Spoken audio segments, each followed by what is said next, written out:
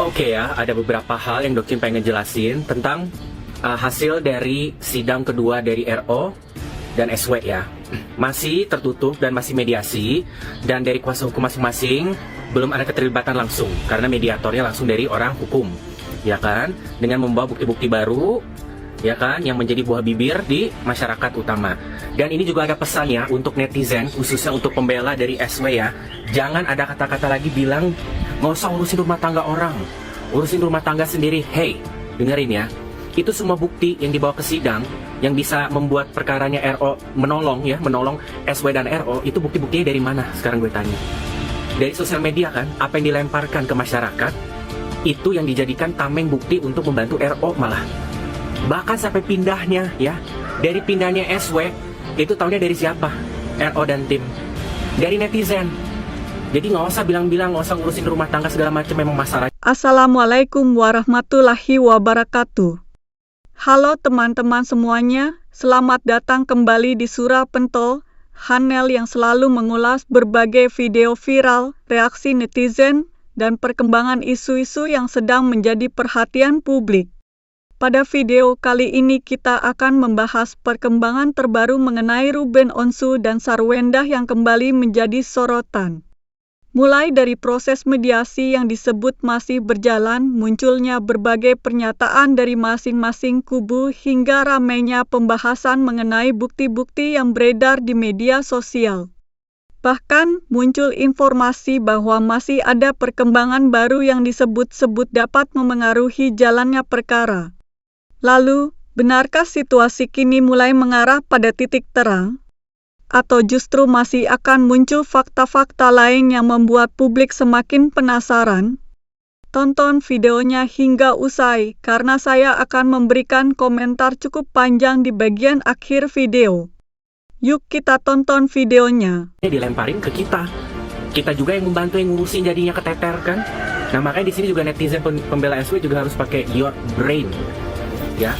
Nggak usah gelap mata buta karena kalian sendiri, kita semua yang mempermainkan peran atas keberlangsungan antara dua RO dan SW ini, ya.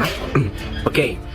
Sekarang kan banyak bukti baru yang dipegang sama Bang Minola ya terhadap video-video yang muncul lagi ke media sosial, yaitu pengklaiman ya rumah yang di Cilandak itu diduga atas usaha dari almarhum bapaknya SW, yaitu almarhum Pak Hendrik, ya kan?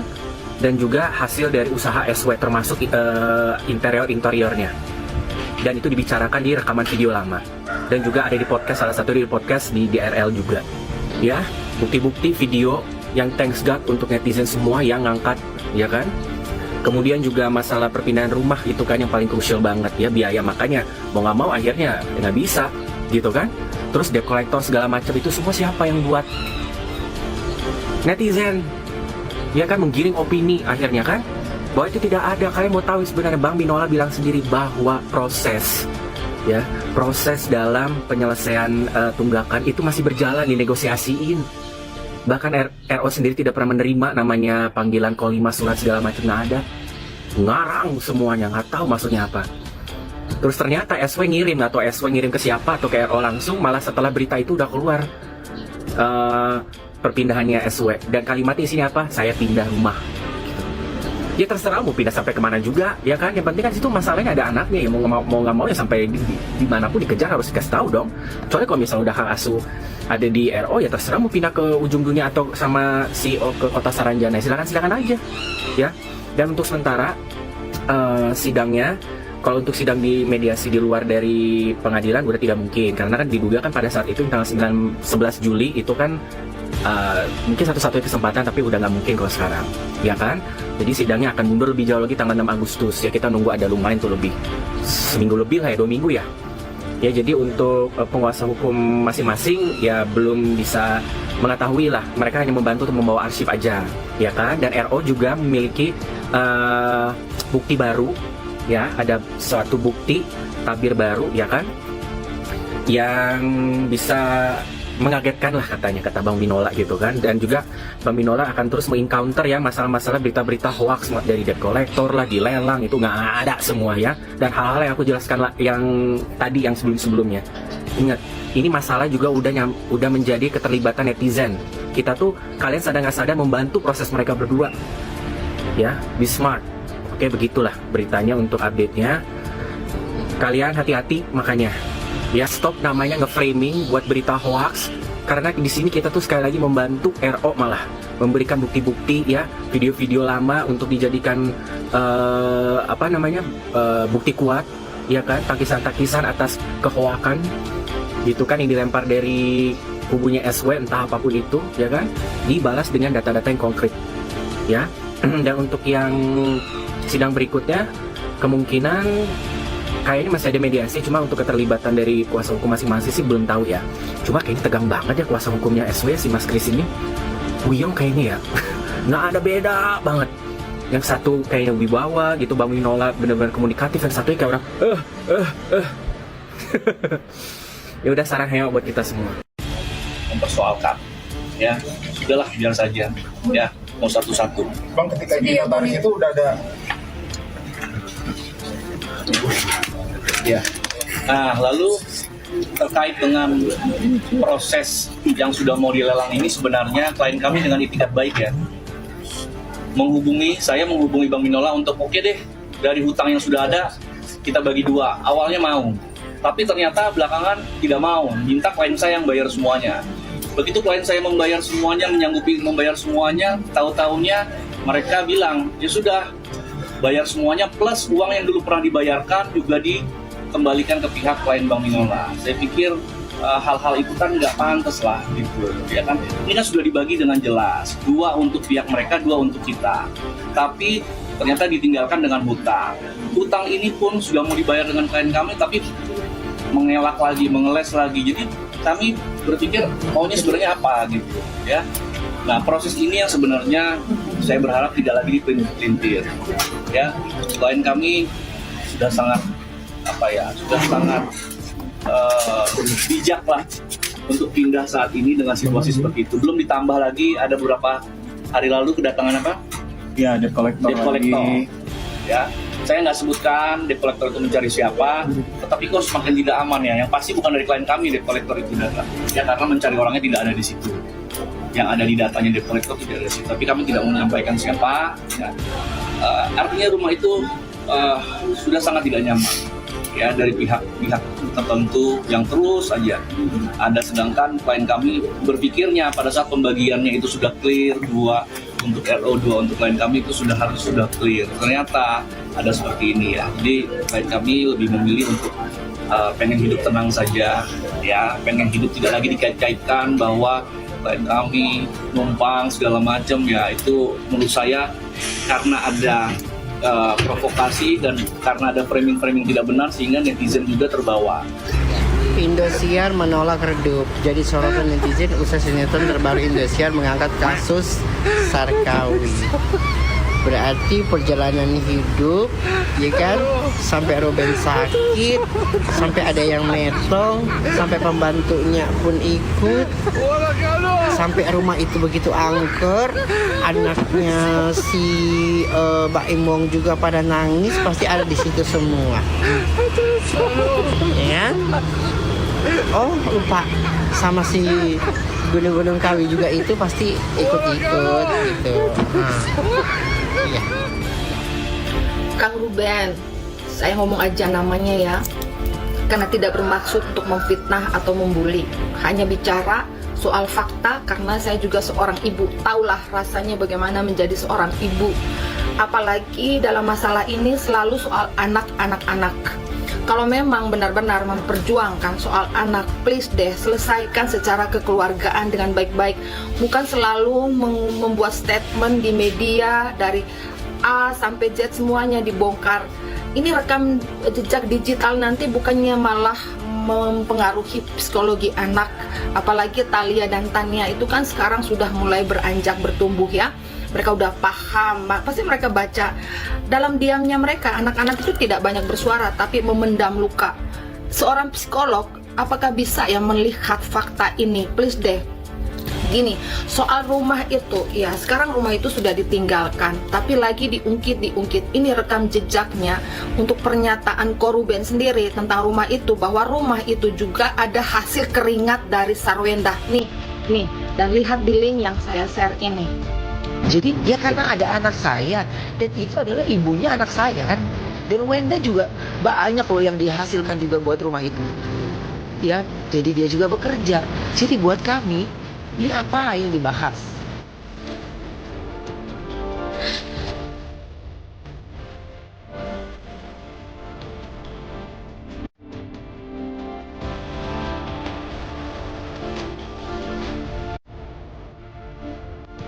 Cerita lagi Besti, ada narasi yang mengatakan katanya si SW pindahan karena diusir sama mantan.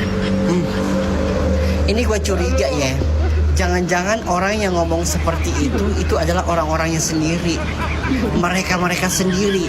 Jadi seolah-olah RO lah yang bersalah atau pendukung RO lah yang memfitnah, padahal itu ulahnya mereka sendiri. Benar nggak? Masuk akal nggak? Ya iyalah, bisa saja. Cih. Banyak dari antara kalian yang bertanya, meminta tanggapan Kombur terkait dengan pada akhirnya Sarwenda memilih untuk tidak tinggal lagi di rumahnya, ya, yang menjadi huru-hara. Nah, tanggapan Kombur sih, Kombur setuju aja ya dengan keputusan yang diambil oleh Sarwenda. Karena untuk apa juga Sarwenda berlama-lama tinggal di rumah yang menjadi biang keributan, rumah yang menjadi polemik antara Sarwenda dengan mantan suaminya. Ya, jadi menurut Kombur, ketika Sarwenda memilih untuk keluar dari rumah itu dan tidak tinggal lagi di rumah itu sudah menjadi pilihan dan keputusan yang tepat diambil oleh Sarwenda. Jadi Sarwenda benar-benar melepaskan atau benar-benar lepas dari bayang-bayang yang namanya mantan suaminya. Nah, jadi ketika Sarwenda saat ini sudah memilih tinggal di rumah barunya bersama kekasihnya, jangan lagi ada yang julid-julid nih netizen. Pantesan dari kemarin itu gue ngelewat rumahnya si janda kagak ada. Itu gue kirain kemana Smedi di mana gitu. Ilah, tahu-tahu ternyata udah pindah. Kata gue mah kalau pindah itu tuh pamitan apa sama tetangga ini. Jangan suka kayak gitu apa. Kita nungguin, gue kirain Anda apa gimana ini lagi Smedi di rumah. Tahu-tahu udah pindah aja itu. Pindah di mana saya? Maksudnya ya kalau kagak pamitan sama si tetangga yang orang-orang ini ya juga kagak ngapa-ngapa. Maksud gue kan lo pamitan dulu sama si doi gitu. Ya itu kan lo pindahan itu kan bawa anaknya si doi juga. Yang kayak gitu apa itu main pindah-pindah aja. Permisi ngapa? Masuk itu permisi pulang permisi gitu. Main pindah-pindah aja, gue kaget ini. Tadi gue tengokin ini rumah tutupan, gue tanya kenapa ini rumah si janda. Kata security-nya udah pindah. Buset, pindah kemana pak? Kata gue kan gitu. Kata si security-nya kagak tahu, jangan tanya gue, emang gue maknya. Iya juga. Gue takutnya pindah ke Gunung Kawi. Jangan pindah ke Gunung Kawi ya. Baik-baik di situ janda. Minimal kalau semuanya mau pergi itu ya pamitan dulu gitu ya. Jangan kayak gitu. Orang itu anaknya si doi, ya palingan pamitan. Mantan gitu. Mantan apa? Lo jangan ngatain cong-cong lagi. Lo sehari-hari lo udah ngatain dia cong-cong itu agak sopanan dikit gitu. Giliran dihujat lo nangis-nangis kreong-kreong seakan-akan tersakiti.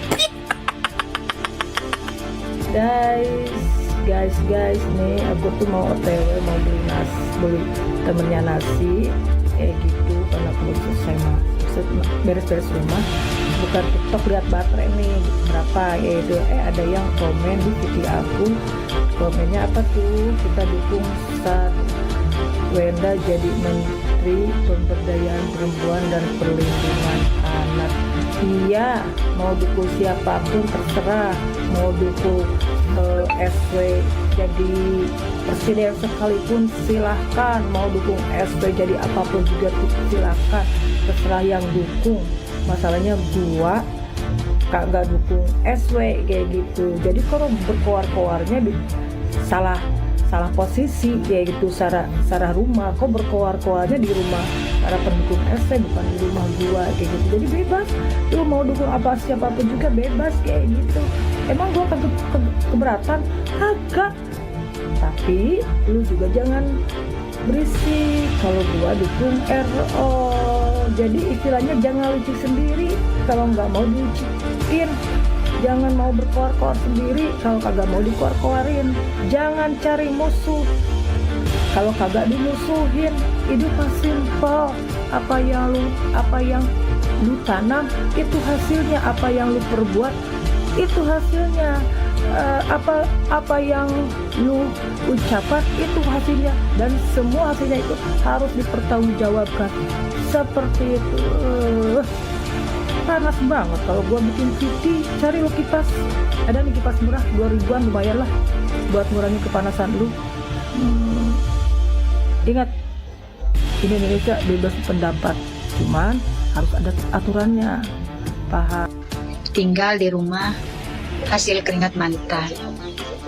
Oke, sekarang pindah rumah juga sekarang dihujat karena bunda pakai daster, karena emang dia sering pakai daster kalau tidur, baju tidurnya dia. Katanya berperan jadi ibu peri lagi supaya dikasihani. Banyak drama padahal udah diboikot masih nongol. Sebenarnya mau lulu orang tuh apa sih? Mau kalian tuh apa sih? Mau pengen ngelihat orang mati, bundir gitu? Atau gimana? Orang ya kalau udah penuh dengan kebencian di dalam hatinya, nggak bisa ngelihat orang berkembang sedikit tuh nggak bisa. Ngelihat orang lain happy tuh nggak bisa. Ngelihat orang itu berhasil keluar dari penderitaan, dari permasalahan itu nggak bisa. Emang gitu karakter orang yang selalu penuh dengan kedengkian di dalam hati, di dalam diri. Kayak gitu. Kalau kita tuh ketika melihat orang lain yang tadinya itu kayak merasa tertekan, banyak masalah, tiba-tiba dia bisa bangkit, dia bisa keluar, dia bisa mengatasi permasalahannya, kita happy loh. Itu karena kitanya happy. Tapi kalau orang yang penuh dengan hati yang iri dan dengki di luar sana, nggak bisa. Aku nggak tahu ya. Mungkin senangnya mereka tuh ketika lihat orang yang ditekan, orang yang penuh dengan permasalahan, orang yang banyak dihujat. Mungkin mereka senang kalau lihat orang itu mati kali ya. Kayak gitu mungkin. Aku nggak tahu. Sebenarnya hati kalian itu terbuat dari apa sih? Sebenarnya kalian itu makhluk ciptaan Tuhan apa makhluk ciptaan iblis sih? Heran gue. Bukankah bagus? Bukankah itu yang kalian inginkan ketika beliau pindah dari rumah yang konon katanya itu rumah harta gono gini? Sekarang dia udah bisa mandiri, dia pindah dari rumah itu. Nggak terima juga. Sekarang aku mau tanya, kalian tuh maunya apa? Kalian mintanya tuh Bunda Es harus ngapain terhadap kalian? Heran gue. Tuh deh, kayaknya hati kalian tuh diganti deh. Sekarang nggak usah deh pakai hati manusia. Kayaknya lu orang tuh harus pakai hatinya iblis beneran deh. Kalau iblis bisa ditangkap, bisa ada wujudnya tuh iblis. Pinjam deh hatinya iblis tuh, taruh di hati kalian. Karena kayaknya nggak pantas dan nggak layak aja hati manusia ada di dalam diri kalian. Karena nggak ada guna, nggak ada pantasnya. Karena hati kalian tuh kehilangan empati, nggak ada empati. Hatinya penuh dengan kedengkian, iri apa segala macam. Nggak bisa ngelihat orang lain bangkit, nggak bisa ngelihat orang lain senang. Sebenarnya kalian itu hidupnya tuh penuh dengan kepahitan, tau gak sih? Hidup kalian tuh penuh dengan penderitaan. Makanya kalian tuh susah banget melihat orang lain tuh happy, melihat orang lain tuh bangkit, melihat orang lain tuh move on. Aku gak tahu ya. Iblis yang nyata itu sebenarnya kalian-kalian orang. Kalian-kalian yang suka sekali melihat orang lain itu menderita. Kalau kita nggak suka melihat orang lain menderita ya jujur, kita selalu mengedepankan empati. Tapi orang yang tidak bisa melihat orang lain bahagia, melihat orang lain bangkit, itu kalian tuh sebenarnya iblis yang nyata. Oke teman-teman, setelah kita menyaksikan seluruh rangkaian video dan berbagai potongan pendapat dari beberapa kreator maupun narasumber, sekarang izinkan saya memberikan komentar pribadi. Kalau saya melihat persoalan seperti ini, justru yang paling menarik bukan hanya perkara yang sedang berjalan, tetapi bagaimana sebuah peristiwa bisa berkembang begitu cepat karena media sosial. Hampir setiap hari muncul potongan video baru, analisis baru, opini baru, bahkan dugaan-dugaan baru yang akhirnya membentuk persepsi publik. Dalam hitungan jam saja, satu informasi bisa menyebar kemana-mana dan memunculkan ribuan komentar. Menurut saya, disinilah kita sebagai penonton perlu lebih bijak. Jangan sampai kita langsung menganggap semua yang kita lihat di internet sebagai sebuah kebenaran mutlak. Potongan video seringkali hanya menampilkan sebagian kecil dari keseluruhan peristiwa. Narasi yang disampaikan oleh satu pihak belum tentu sama dengan narasi dari pihak lainnya. Oleh karena itu, saya pribadi lebih memilih menunggu perkembangan yang benar-benar jelas daripada terburu-buru mengambil kesimpulan. Saya juga melihat bahwa perkara yang melibatkan figur publik memang hampir selalu mengundang perhatian besar. Banyak orang merasa ikut memiliki pendapat karena selama ini mengenal mereka melalui televisi maupun media sosial. Itu hal yang wajar. Namun, menurut saya ada batas yang perlu dijaga. Memberikan opini tentu boleh, tetapi jangan sampai berubah menjadi fitnah, penghinaan, atau bahkan penyebaran informasi yang belum dapat dipastikan kebenarannya. Kalau kita perhatikan, salah satu hal yang paling sering muncul dalam video-video reaksi adalah perbedaan sudut pandang. Ada kreator yang mendukung satu pihak, ada pula yang lebih bersimpati kepada pihak lainnya. Bahkan ada yang mencoba mengambil posisi netral. Itu menunjukkan bahwa satu peristiwa bisa dipahami dengan cara yang berbeda-beda oleh setiap orang. Bagi saya sendiri, yang paling penting adalah menghargai proses yang sedang berjalan. Jika memang ada proses hukum atau mediasi, biarkan mekanisme tersebut bekerja sebagaimana mestinya. Pada akhirnya, fakta yang benar akan lebih kuat daripada opini yang beredar di media sosial. Hal lain yang menarik perhatian saya adalah bagaimana netizen memiliki pengaruh yang sangat besar terhadap sebuah pemberitaan. Kadang sebuah unggahan sederhana bisa berkembang menjadi pembahasan nasional. Sebaliknya, sebuah isu yang sebenarnya kecil bisa menjadi sangat besar hanya karena terus diperbincangkan. Fenomena seperti ini menunjukkan betapa kuatnya peran media sosial dalam membentuk opini publik. Namun, besarnya pengaruh itu juga membawa tanggung jawab. Sebagai pengguna media sosial, kita sebaiknya tidak mudah terpancing emosi. Jangan hanya membaca judul tanpa memahami isi. Jangan hanya melihat cuplikan beberapa detik lalu merasa sudah mengetahui keseluruhan cerita. Sikap kritis sangat penting agar kita tidak ikut menyebarkan informasi yang keliru. Saya pribadi juga berharap semua pihak yang terlibat dapat mengedepankan komunikasi yang baik, terutama jika persoalan tersebut menyangkut keluarga. Apapun perbedaan yang terjadi, penyelesaian yang baik tentu akan membawa manfaat bagi semua pihak. Publik memang ingin mengetahui perkembangan terbaru, tetapi tetap ada ruang privasi yang perlu dihormati.